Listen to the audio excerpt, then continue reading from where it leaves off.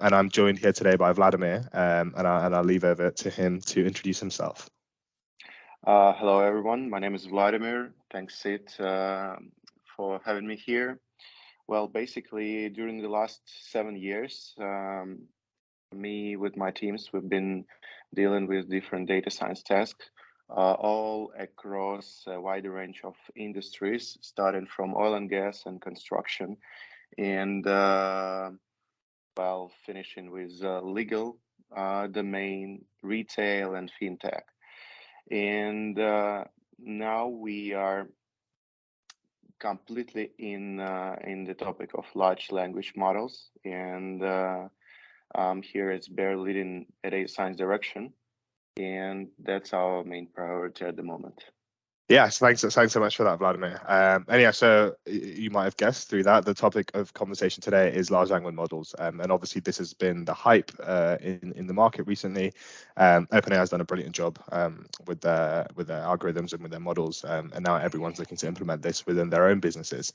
So just to start off with, Vladimir, what is an LLM, and where are the origins? Where did it even start?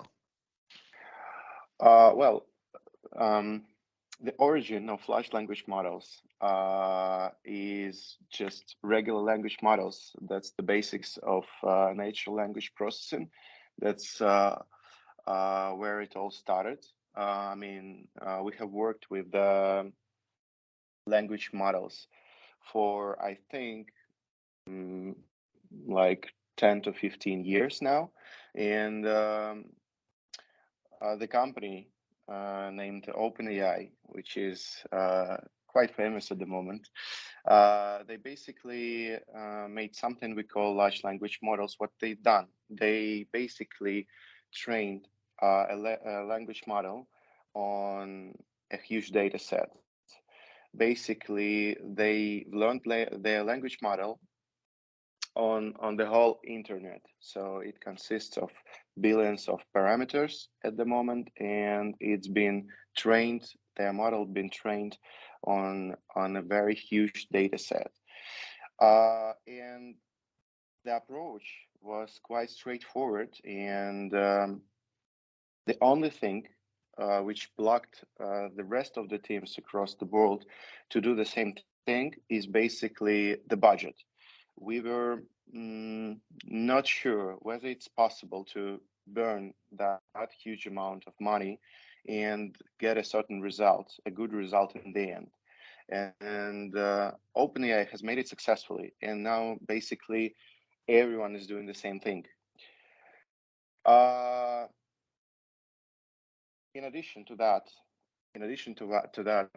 all the technologies related to that experiment, including the architecture of language models, has been developed as well.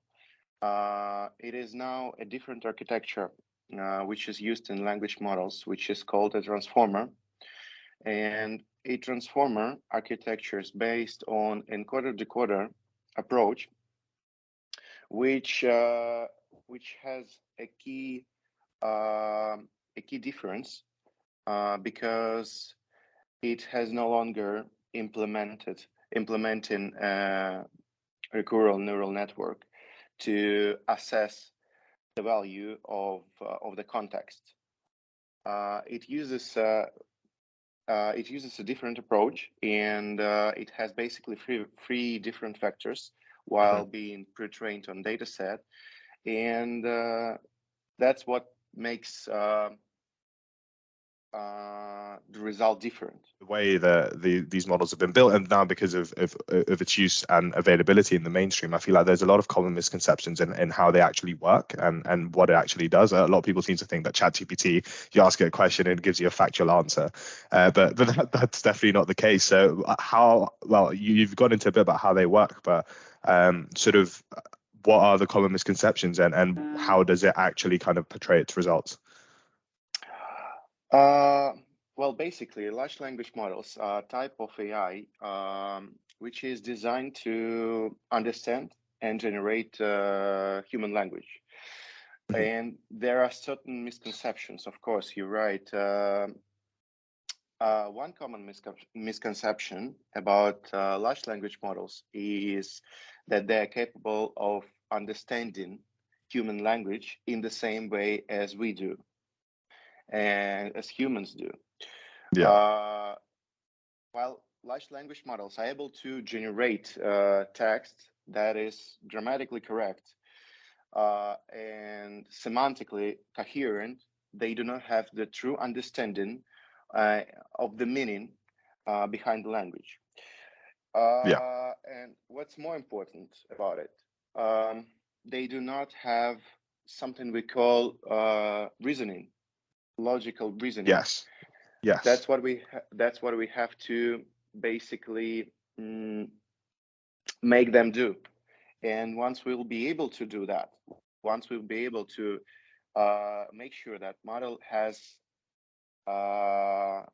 learned to reason, to have a logical reasoning, then we'll probably be that close to something we call AGI, another really hype term commonly spread at the moment. Yeah, yeah. And I mean, to be honest, it's actually quite a scary thought about how that would actually look like. Because yeah, it's a complete black box, right? Like no one really knows. So it's cool to think about. I read an article a few weeks back. It was talking about how Jeff Hinton, obviously the founder of all the deep learning environments and he was talking about how he actually just wanted to learn a bit more about how the brain works. And that was sort of his theory and why he got machines to learn data and information this way. And the closer we get to his dream outcome, the scarier it looks because we don't actually know what we're doing. So, but yeah, really appreciate you going through that. So obviously there's a lot of potential with these models for businesses and for individuals as well to improve their lives or to drive business outcomes. So what is the sort of broad range that LLMs can actually be used for? Like what realistically can you do? Because like we said, it's not factual. It's not repeating you, and it's not giving you logical reasoning in terms of its responses. So how can we use this to drive business outcomes within the business? That's probably the most important question we are trying to answer at the moment. And I think that eventually we will still need to train them and to, well, I'd even say what we do need to do is to motivate a model to learn and to basically try to find the logical and final answer to a certain complex question, because now it's been trained like all the large language models. They've been trained on a huge amount of data, huge data sets. They basically know about this world more than humans, like humans do, like me, Yeah. for instance. I'm not a Wikipedia. I do not know that much about this world. But what I do have, I can compare facts. I know that, say, if we take a legal domain, to make a final decision on certain legal case, we have to not only know the laws, right? We can read all the books related to the law. We can know all the laws on the local area, but we have to make sure that the practice, the historical background of certain cases. We have to know many other initially important things to make a certain decision in this particular domain. We have to know all that to make sure we are making the right decision in the end. And that's what reasoning helps us to do. And we are trying to compare different facts, compare different sources of information. And that's what we have to train models to do. That's an approach called LangChain. That's basically an approach allowing models to basically understand and clarify and classify the specific topic, say a specific topic across certain business or life domain. Again, if we take a medicine or law, it shall recognize that, okay, that's a topic related to the law. To make sure I'm given the right answer, I have to compare this source of information, that source of information, and another one. And I have to make sure that I checked several databases related to that specific topic. And then in the end, me as a model can give the right answer on certain complex question. So that's something similar to reasoning. So basically, we need to again train model to be motivated to compare facts and sources of information, and trying to think and analyze different factors. And then in the end, that's how it's going to lead us to business application, because now ChatGPT and similar models are used to basically like a tool for talking to. I mean, it's exactly. Like it's just basically a chatbot, right? Like that's literally what I've seen it be used for. Just various loads of different chatbots.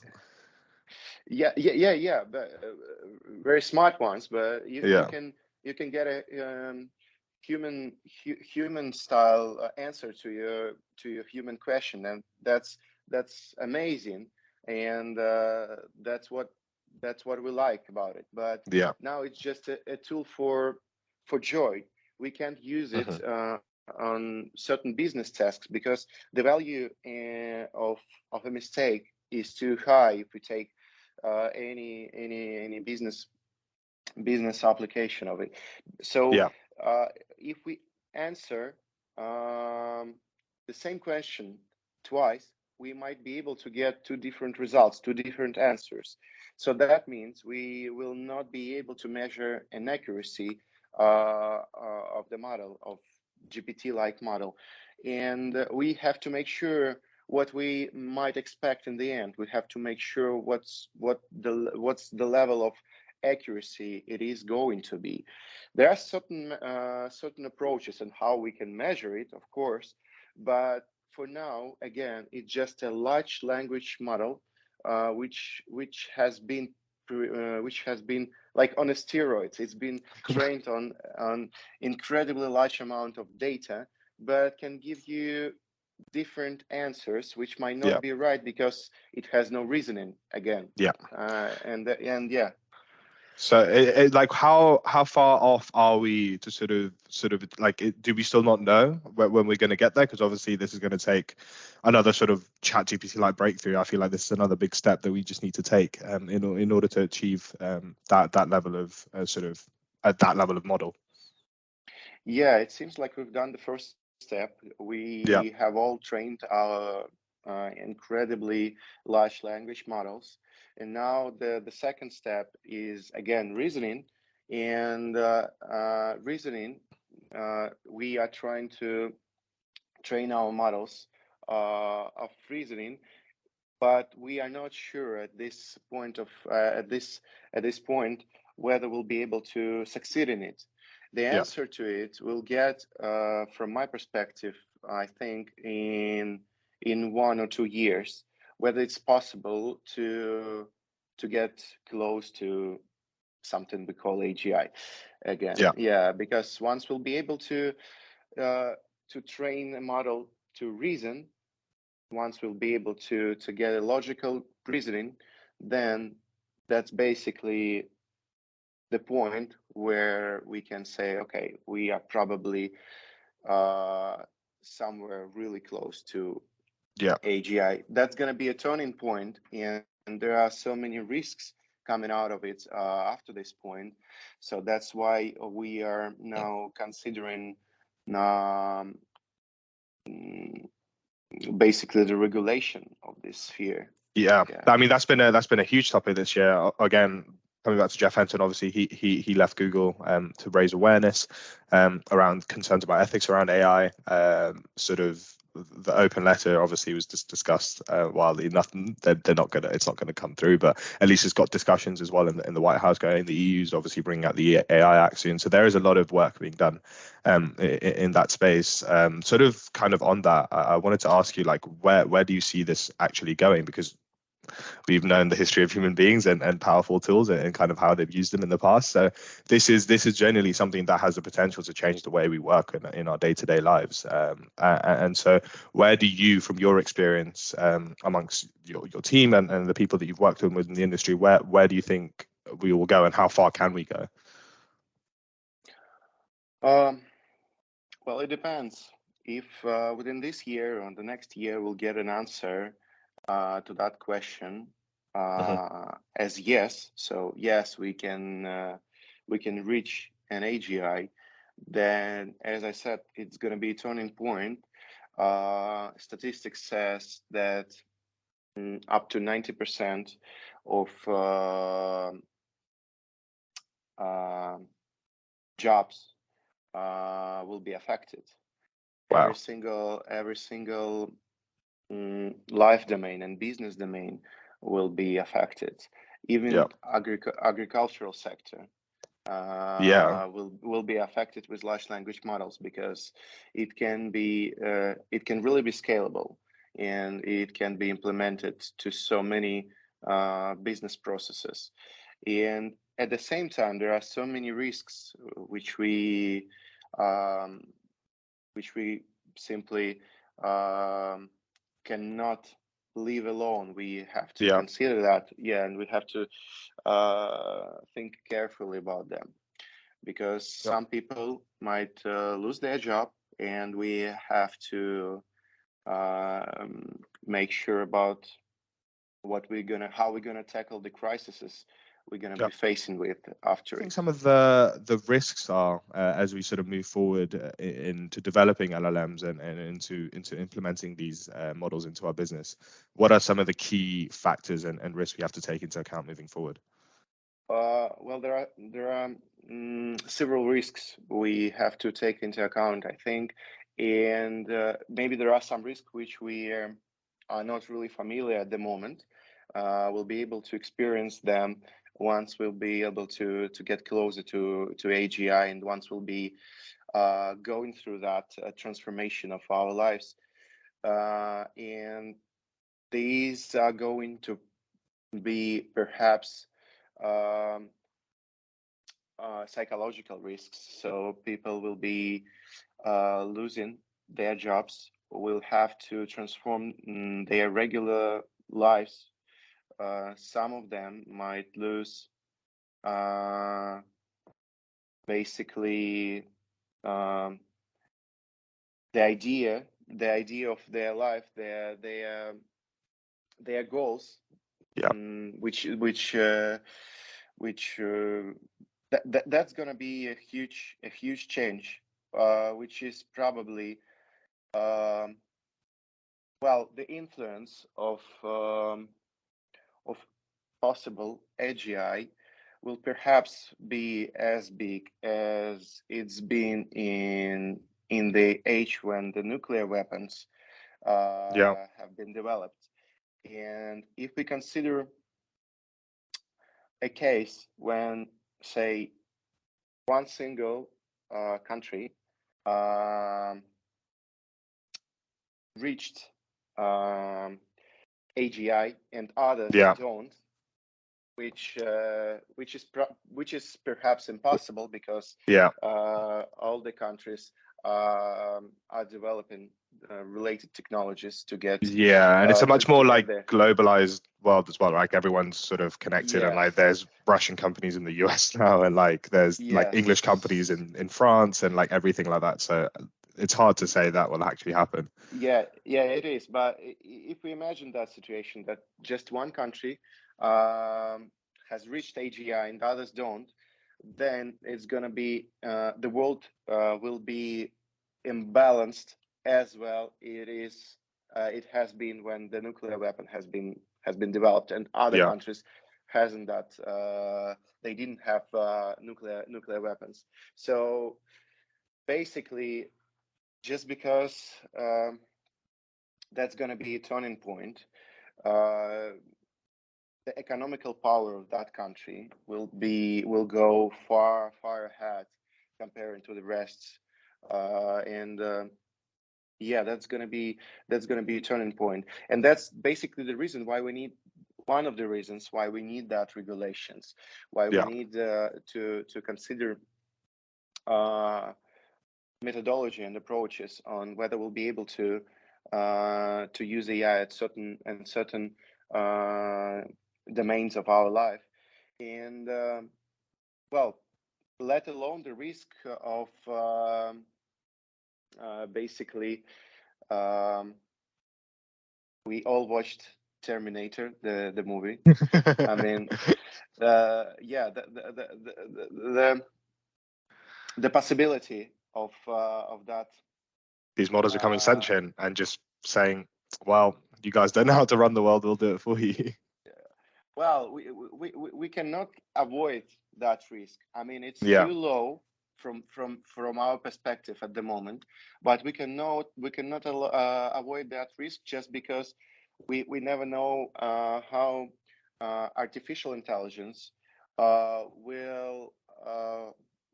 will consider human intelligence once it understands that it's better than biological intelligence, and it might be possible that artificial intelligence will somehow block traditional ways of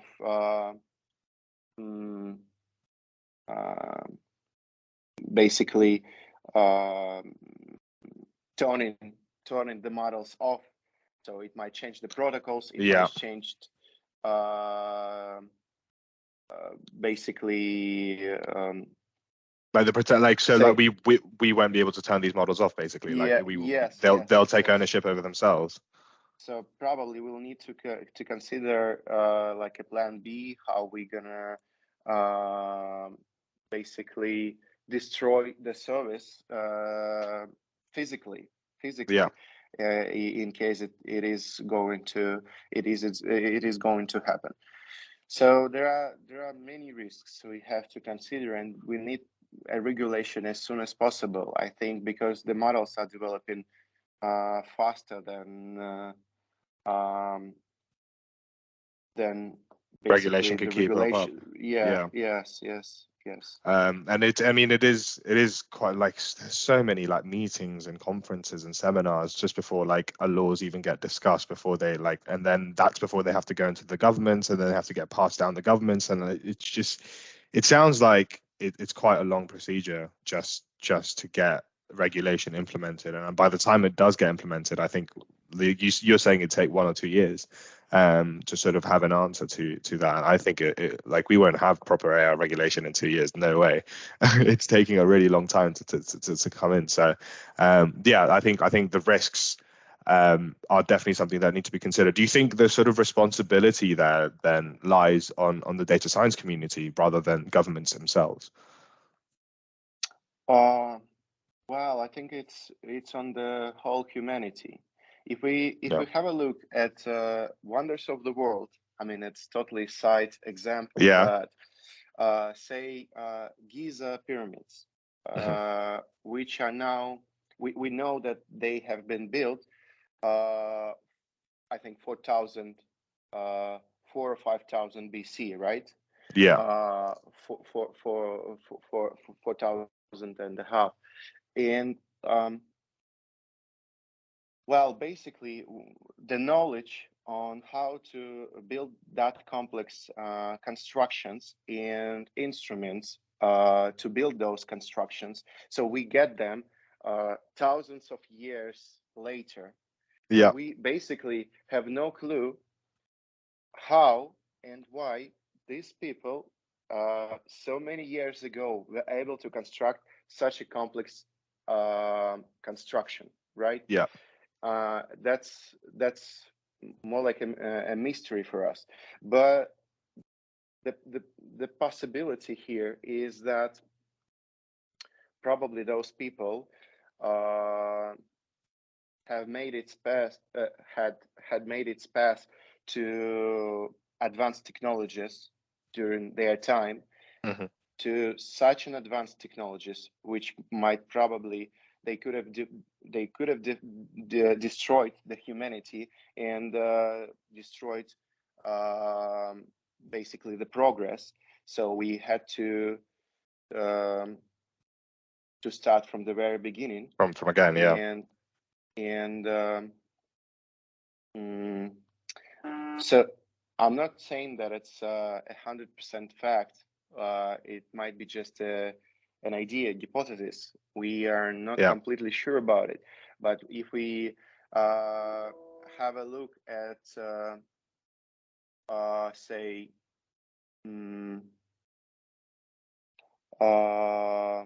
at those 7 wonders, they are so advanced from the point of engineering, thinking, and technologies, and we haven't been able to build any similar constructions for many years ahead.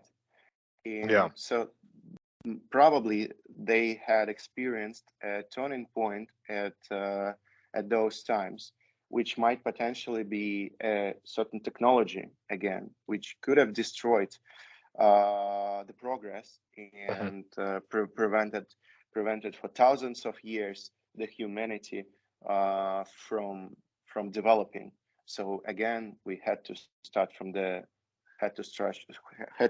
scratch from the very beginning.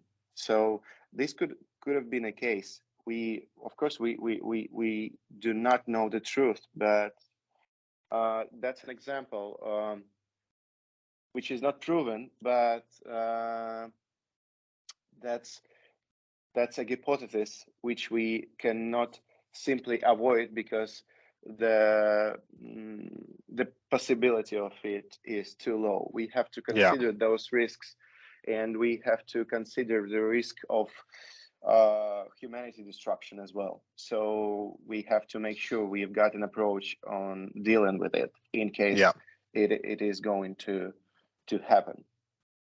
Yeah, I almost feel like it's almost bound to happen, right? Because again, like AI will be trained up on the data that we've collected, and then the data that we have, and the data that like essentially we've been a part of. And then I find that humans don't often critically challenge themselves until that you put a reflection in the mirror, and I think AI will basically do exactly that. And once that happens, it's sort of you can't really avoid the question. You have to be like, okay, how do I do this better? Like I don't know the best. I'm not the best one at this. How do we move together? So I think naturally, in a way, just because of the way humans are engineered, that almost should happen, but I don't know if it will. Like I don't know when everyone will sort of start considering how much this can impact their lives and how much responsibility actually, regardless of whether you know a lot about AI, whether you know nothing about AI, like how much responsibility each and every person has towards sort of implementing this in the right way moving forward. Is there enough, and this sounds like a bit of a stupid question, but is there enough high quality data to sort of train these models up? Because quite like I'll use an example of, for example, in medical data and medical history, quite often a lot of the data that's been collected has been based off white straight men, and obviously some of the health outcomes are biologically related to your ethnicity, to your origins, to your environment, and stuff like that. So like, do we actually have access to enough data to train these models up in sort of a non-biased, fair way? Or is that just a case of, well, we've got to do better ourselves as a human race? Well, I don't think it's a stupid question. I think it's a really important question, because another misconception about large language models is that they are unbiased. They can be biased, and it depends on how you train them. It depends on the data it's been trained on, and it can be biased, and it can be manipulated. It can manipulate in the end, and that's another risk. basically what your model have been trained on, that the results will be totally they will be reflecting what it's been trained on, right? Yeah. So if we are considering again AGI, if we consider an AGI, then we are talking about well, different divisions of our life. Again, that could be economical divisions, business divisions. Say we will be training several models, I think, because that's not going to be just one huge or large language models for Yeah. every single part of our life. That's going to be the core of it, of course, is the large language model. But say for economics domain, for business domains, for construction, legal, medicine, all other domains, there will be separate algorithms and additional machine learning models, which can be used in addition to the large language models, which has been pre-trained on huge amount of data. And those additional algorithms and machine learning models and NLP models are the large language models. It depends on certain domain. They are going to be they are going to encapsulate domain expertise of professionals, of experts, of their background, of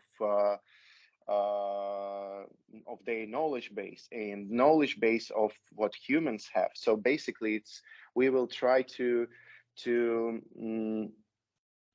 obtain as much data, as much knowledge, and as much reasoning, as much background about every single domain as we can. Basically, the whole knowledge, and that's not going to be just sources of information.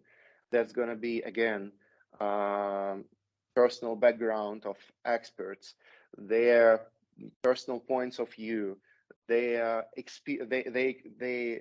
experience on certain aspects of again, we are working with the law domain, right? So Yeah. we are welcoming law experts. So we are welcoming lawyers. We are welcoming professionals in this field who shares their personal background, their personal points of view, and we combine these points of view. We combine the dependencies they are sharing with us, and to make sure we are getting closer to the right answers on every single complex question. Because in the law domain, all questions are complex, and Yeah. you have to make sure you have analyzed all the dependencies, all the sources of information, and everything which might be important at every single case. Yeah. No, that is something that's really, really important, I think, moving forward. I think making sure that what we actually train up these models on is accurate, and actually, like from the human side of things, like us sort of imparting our critical thinking skills, like, look, this is actually right, this is actually wrong. It has to be there, because otherwise you're just going to get, like you say, a bunch of really biased models that can obviously have really catastrophic outcomes as well. And just finally then, so let's say we do achieve AGI and we do get there in a hypothetical world. What happens to us? Like what like you say, 90% of jobs will be affected. Where do you see the labor market moving towards? Is it just going to change the landscape in terms of the skill set that we need to focus on, and like a different sort of education system that teaches us to learn different sort of things? Where would humans fit then in sort of the labor market and the job market? Well, I think we won't be able to stop the progress, right? And we don't need to stop the progress. What we have to do is to make sure we use it in our best interest. There is a new job right now, which is required already, which is called prompt engineer. You probably heard of it. Yes, Basically, yes. basically, we'll probably use large language models as helpers for us, and Yeah. to make sure it helps us within its full potential. We have to make sure we are given to it the right questions, and we are able to get the most accurate and the most um, insufficient answers.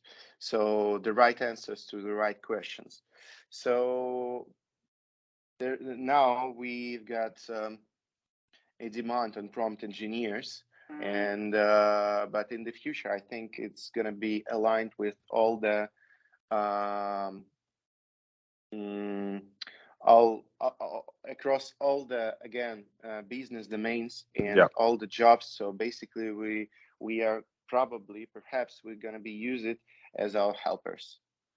Yeah, no, that's kind of where I sort of find myself as well. Like I think it's a great opportunity to actually have a majority of the workforce work on something creative as well. Like when you've got a huge model with a much bigger memory than we will ever have, and is able to automate quite a lot of the daily tasks.